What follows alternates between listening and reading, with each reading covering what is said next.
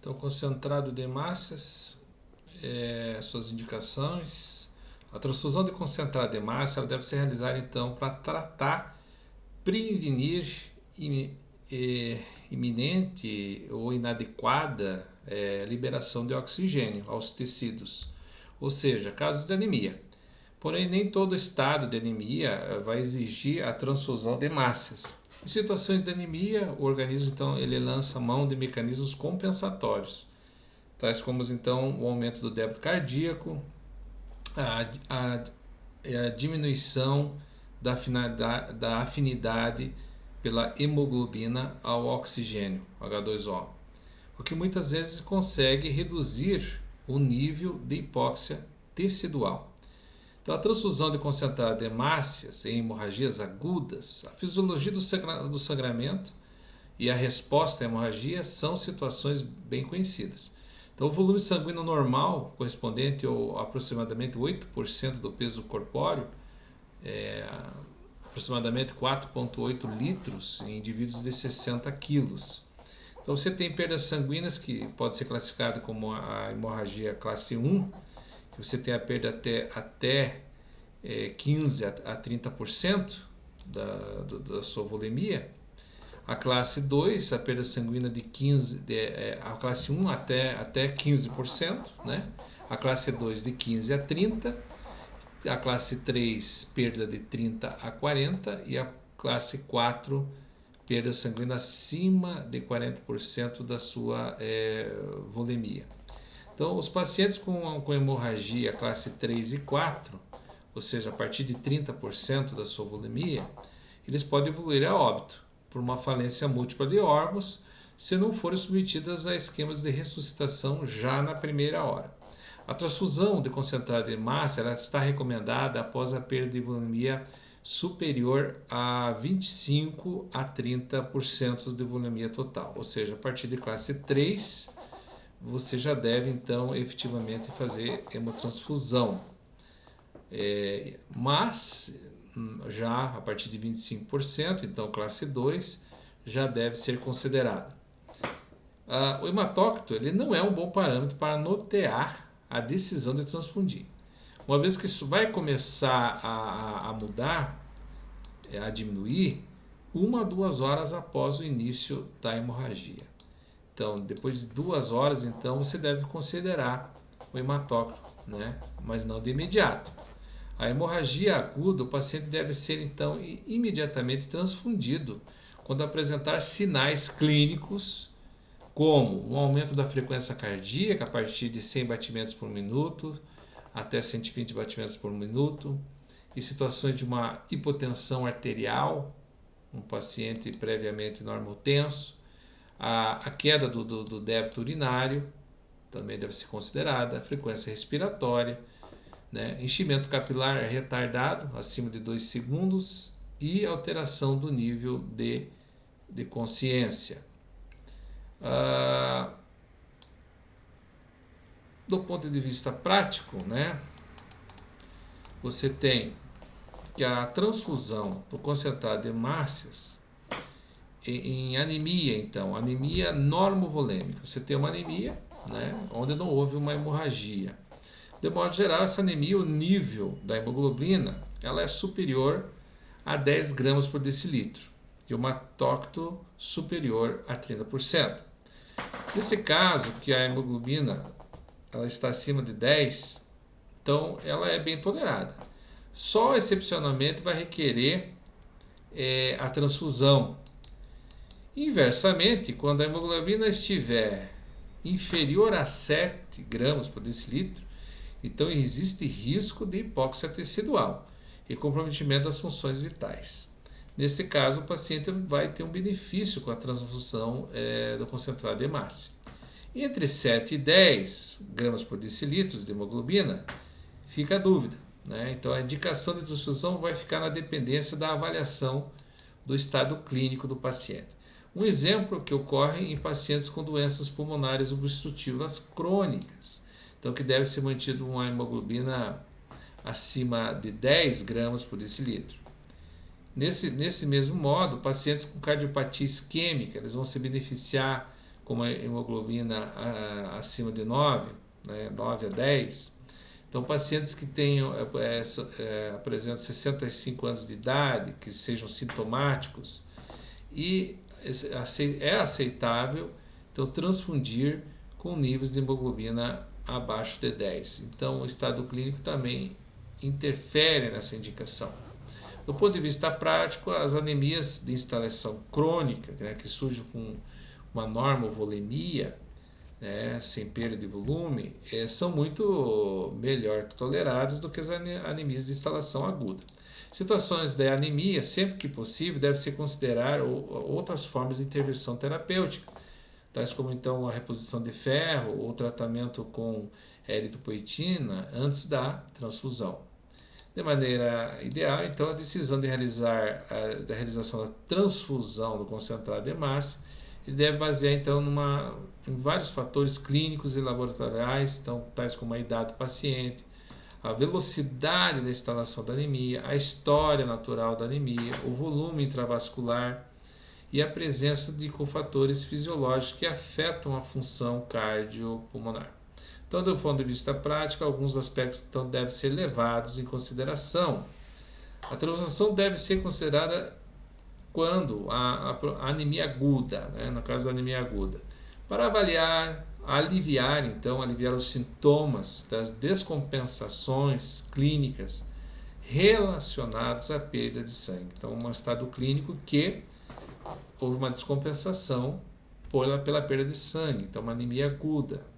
A anemia crônica, então, a transfusão vem para aliviar sintomas relacionados com a diminuição do volume de hemácias, quando outras intervenções terapêuticas, tais como reposição de ferro, tratamento com eritropoetina, ou ambas, elas forem insuficientes. A transfusão de concentrado de hemácias não deve ser considerada nas seguintes situações. Então, para promover aumento da sensação de bem-estar, para promover a cicatrização de feridas, como profilaticamente, não deve se usar, para expansão de volume vascular, quando a capacidade de transporte do CO2 estiver adequada. Então, o grupo ABO e RHD, sobre a compatibilidade para a transfusão de hemácias, podemos analisar. Então, o grupo ABO com RH positivo, é compatível tanto positivo quanto negativo. O grupo A, então o grupo O, tanto o O positivo quanto negativo é compatível. Paciente grupo A positivo, tanto o grupo A positivo quanto negativo é compatível. O grupo sanguíneo B positivo, tanto o paciente é compatível tanto B positivo quanto negativo. O grupo AB positivo, você tem tanto o AB positivo quanto O positivo, quanto o A positivo, quanto o B positivo, AB negativo, O negativo, A negativo, B negativo, são compatíveis. O grupo O negativo, então o grupo é compatível só com O negativo. O grupo A negativo é compatível só com A negativo. Então você vê que o RH negativo ele só é compatível com RH negativo. Então o grupo B negativo só com o B negativo. O grupo AB negativo pode receber sangue tanto B negativo, quanto O negativo, quanto A negativo, quanto B negativo. Então os grupos negativos só vão receber do fator RH negativo. Bem, a dose e administração, então deve ser transfundida a quantidade de hemácia que seja suficiente para a correção de sinais e sintomas de hipóxia, para que a hemoglobina atinja níveis aceitáveis. Então, indivíduo adulto, uma estatura média, a transfusão da unidade concentrada de hemácia normalmente eleva o hematócrito em 3%. E a hemoglobina em 1 grama por decilitro. Então, cada unidade de concentrado de hemácia vai elevar o hematócrito em 3% e a hemoglobina em 1 grama por decilitro.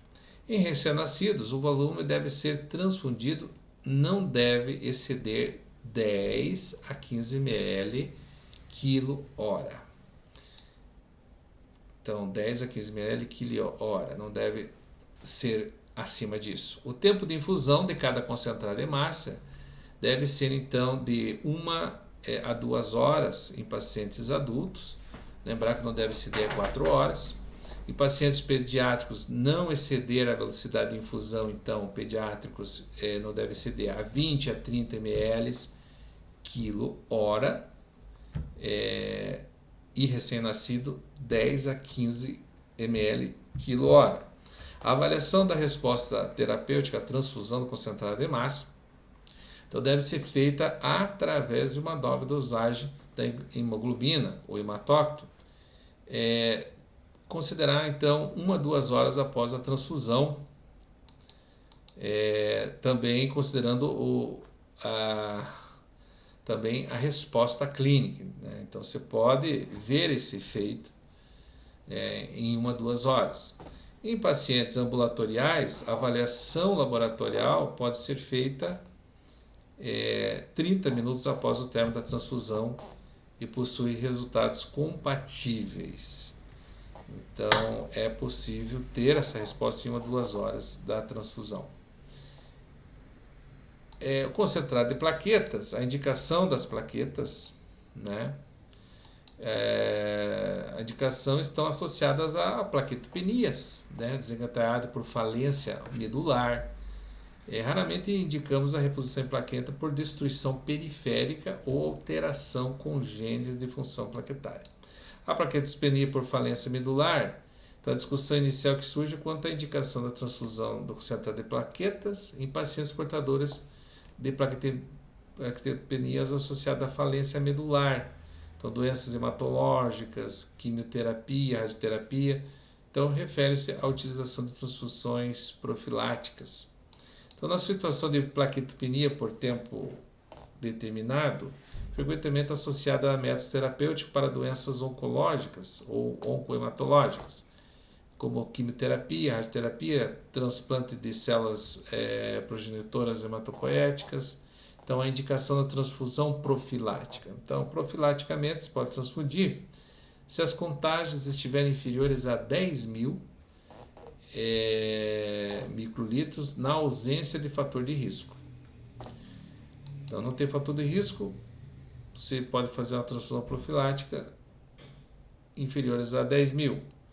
Se tiver a plaqueta inferior a 20.000, né, na presença de fatores associados a eventos hemorrágicos, né, como febre, né, febre acima de 38, ou mesmo uma manifestação hemorrágica menor, tipo está tendo petec, está tendo equimose, está tendo gengivorragia, está com doença transplante versus hospedeiro, esplenomegalia, utilização de medicação que encurtam a sobrevida das plaquetas, como alguns antibióticos e antifúngicos, hiperleucocitose, né, quando a contagem de leucócitos estiver acima de 30.000, ou presença de outras alterações da hemostasia, por exemplo, a leucemia promielocítica aguda, ou queda rápida da contagem de plaquetas. Então, se pode fazer uma reposição profilática se tiver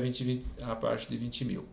Então, você tem algumas situações, como o paciente pediátrico, que eles toleram contagem de plaquetas mais baixa, definidas como critério de indicação de transfusão do concentrado de plaquetas, se elas estiverem inferior a 5.000 nos pediátricos, em pacientes estáveis. O paciente adulto, portador de tumor sólido, teria maior risco de sangramento quando submetido à quimioterapia ou à radioterapia, associado à necrose tumoral, sendo então indicada a transfusão de concentrado de plaqueta para aquelas contagens inferiores a 20.000. Então, paciente com tumor sólido, que vai fazer quimio-rádio, você pode transfundir a plaqueta se estiver inferior a 20.000. Em situações que a plaquetopenia for por falência medular, tem já um caráter crônico, né? Então, no caso das anemias aplástica grave, na síndrome mielodisplásica, os pacientes devem ser observados sem transfusão do concentrado de plaqueta. Então, essa estaria indicada profilaticamente somente nas contagens inferiores a 5.000 ou inferiores a 10.000 na presença de manifestação hemorrágica. Então, estado de falência medular, tem caráter crônico, você pode fazer a reposição de concentrado de plaquetas inferior quando tiver inferior a 5.000 e inferior a 10.000 se tiver manifestação hemorrágica. Os distúrbios associados à alteração de função plaquetária, então, pacientes portadores de alteração de função plaquetária, raramente vai necessitar transfundir concentrado de plaqueta.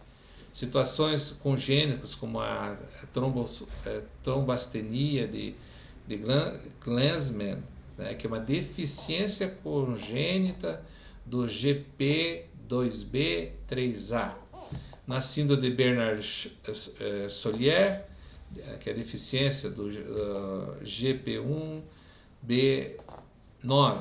a síndrome de plaqueta cinza, que é a deficiência dos glândulos alfa, e assim por diante. Então, a ocorrência de sangramentos graves é pouco frequente nessas situações de disfunção plaquetária. A recomendação terapêutica de transfundir concentrado de plaquetas pré-procedimento cirúrgico ou invasivos, e no caso de sangramentos após utilização sem resultados, de outros métodos, então, como o antifibrinolíticos, né, como a 1-deamino-8-dearginina vasopressina, pode-se pensar nesses casos de sangramento após a utilização sem resultados de outros métodos como o antifibrinolítico. Frequentemente, em pacientes submetidos a procedimento cardíaco cirúrgico com utilização de cirurgia extracorpórea, por tempo superior a 1h30, 2 horas de circulação extracorpórea, a função plaquetária pode estar comprometida, por mecanismo então, associado à ativação das plaquetas, desencadeando então um sangramento difuso intraoperatório. Nessa situação, mesmo com contagens superiores a 50.000, então está indicada a transfusão do concentrado de plaquetas. As plaquetopenias por diluição, né, ou destruição periférica. Então, situação importante pode ser caracterizada nesse grupo, na qual então temos uma diluição da concentração das plaquetas, ou um consumo aumentado, ou destruição, né, por mecanismos imunes. Então, transfusão maciça. Espera então a contagem de plaquetas inferiores a 50.000, né, se aproximadamente 2 volemias sanguíneas forem trocadas no paciente. Então, se trocou 2 vezes a volemia e a plaqueta estiver acima de 50.000, né, no caso de transfusão maciça. Nessa situação, é recomendada a transfusão do concentrado de plaquetas se a contagem for inferior a 50.000 e se inferior a 100.000 na presença de alterações graves de hemostasia, trauma múltiplo ou de sistema nervoso central. A coagulopatia intravascular disseminada, CID, nessa situação a reposição de plaqueta e fatores de coagulação é desencorajada na coagulação intravascular, pois não há evidência de efeitos benéficos profilaticamente. Porém, em presença de sangramento, mesmo que sem gravidade, no momento deve-se iniciar a reposição de fatores de coagulação e de concentrado de plaqueta, objetivando sempre a contagem de plaquetas superior a 20.000. As plaquetopenias imunes, a mais frequente a forma de plaquetopenia imune é a púrpura trombocitopênica imune, a PTI, associada à presença do alto anticorpo antiplaquetário. Nessa situação, a transfusão do concentrado de plaquetas é restrita então a situações de sangramentos graves que coloquem em risco a vida do paciente na púrpura trombocitopênica. A terapia de reposição deve ser agressiva e é sempre associada às formas de tratamento específico, como alta dose então, de corticoides e imunoglobulina. Na dengue hemorrágica, a trombocitopenia que acompanha os casos de dengue hemorrágica é causada então pela presença dos anticorpos que, dirigidos contra proteínas virais, apresentam uma reação cruzada contra antígenos plaquetários. Então, na prática, esta plaquetomia se comporta como a púrpura trombocitopênica. Portanto, então, não há uma indicação para a transfusão profilática de plaqueta, independente da contagem de plaqueta no sangue periférico. A transfusão profilática de plaqueta também não está indicada nas trombocitopenias que pode acompanhar então a leptospirose e as rickettsioses. Então, procedimentos cirúrgicos ou invasivos em pacientes plaquetopênicos, então, existe uma grande variedade de dados associados à indicação de transfusão de concentrado de plaquetas em pacientes plaquetopênicos submetidos a procedimentos cirúrgicos ou invasivos. Porém, a dificuldade de comparação entre os trabalhos leva a uma dificuldade de definição dos critérios. Existe um consenso que contagens superior a 50.000 são suficientes para a maioria dos casos de procedimento cirúrgico, exceto para procedimentos neurocirúrgicos e oftalmológicos, para os quais existe então uma necessidade exigida que seja pelo menos superior a 80.000 a 100.000. De forma geral, 50.000, neurocirurgia e oftalmológicos, recomenda-se a contagem que tem que estar superior a 80 a 100.000.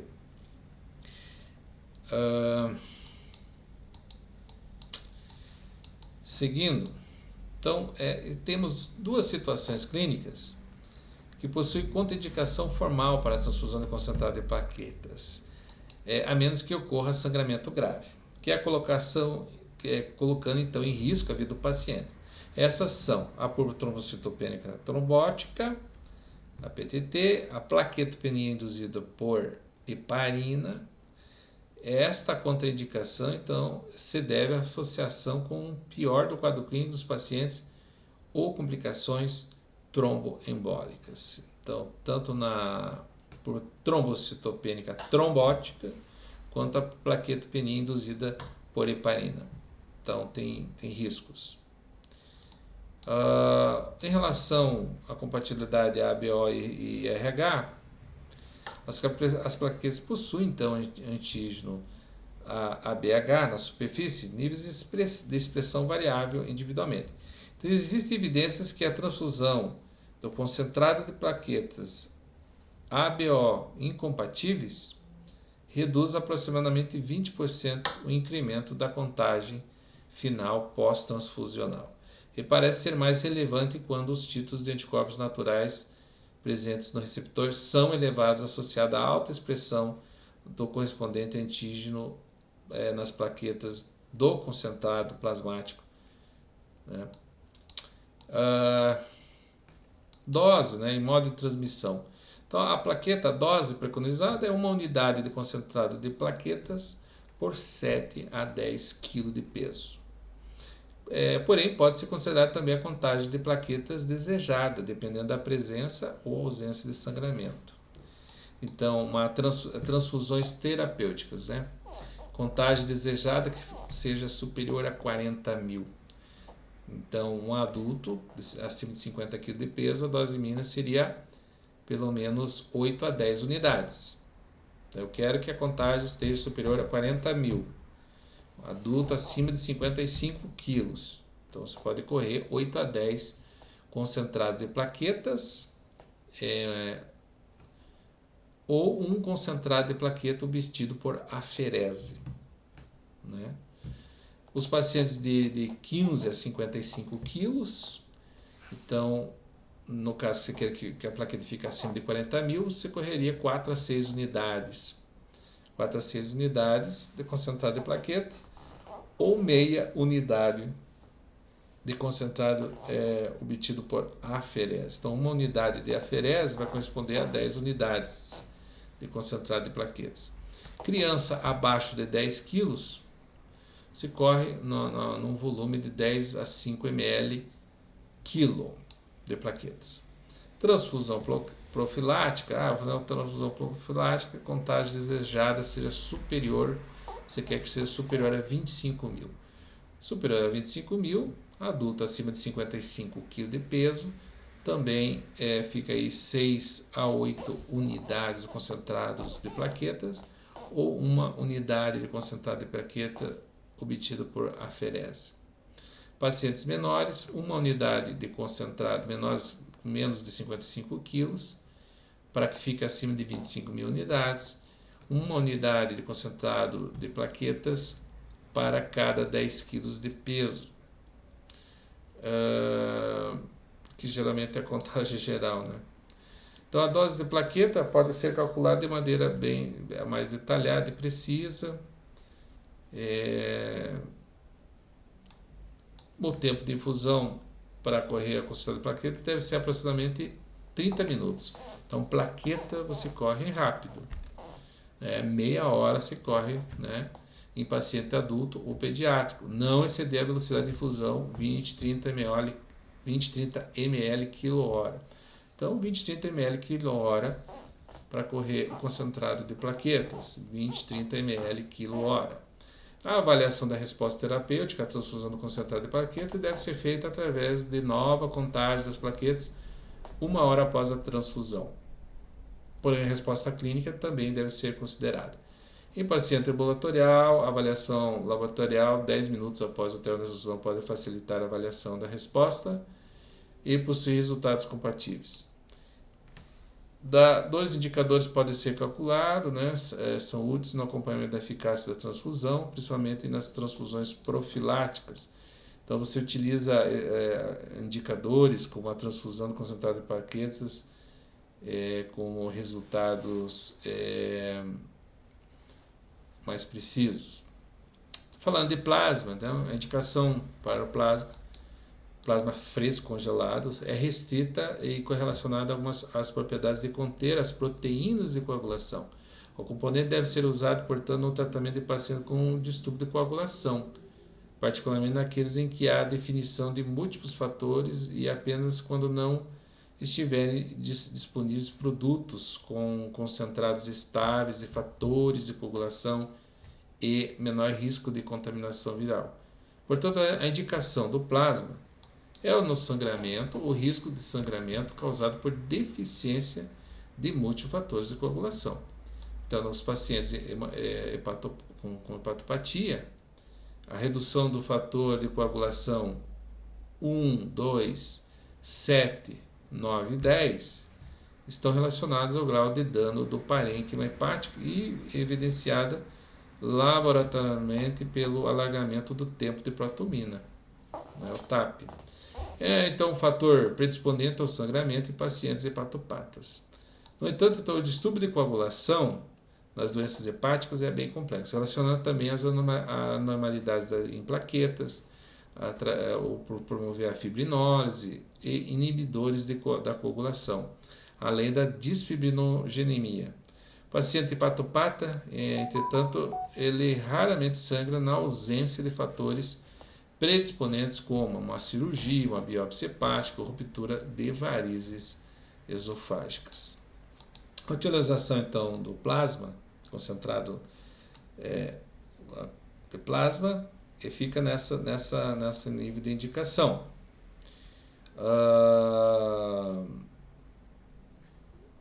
Podemos contribuir a mais sobre o modo de transmissão.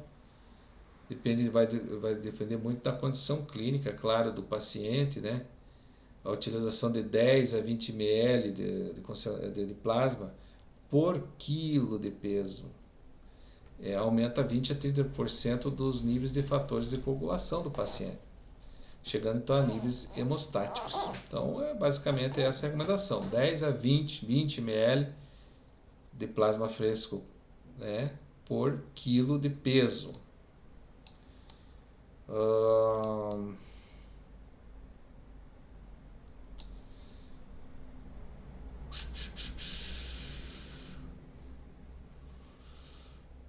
Basicamente teria esse comentário nessa primeira parte, e assim nós finalizamos aqui.